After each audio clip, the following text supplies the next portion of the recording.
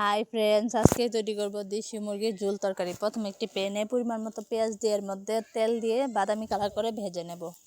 ভাজা হয়ে গেলে এর মধ্যে 2 চামচ রসুনের বাটা, 2 চামচ আদা বাটা, 1.5 চামচ হলুদের গুঁড়া,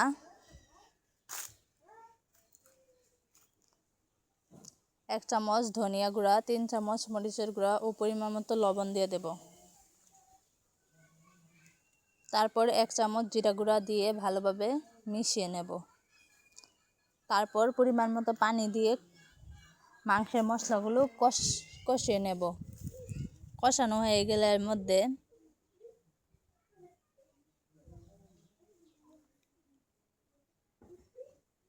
মাংসগুলো দিয়ে দেব।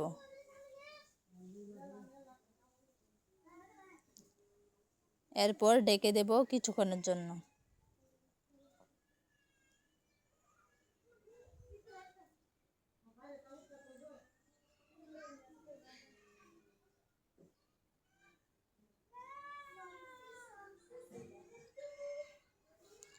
ঢাকনা খুলে আবারও নাড়াচাড়া করে পরিমাণ মতো পানি দিয়ে দেব। তারপর আবারও ঢেকে দেব কিছুক্ষণের জন্য।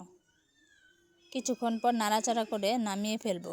তৈরি হয়ে গেল মজাদার দেশি মুরগির ঝোল তরকারি। ধন্যবাদ।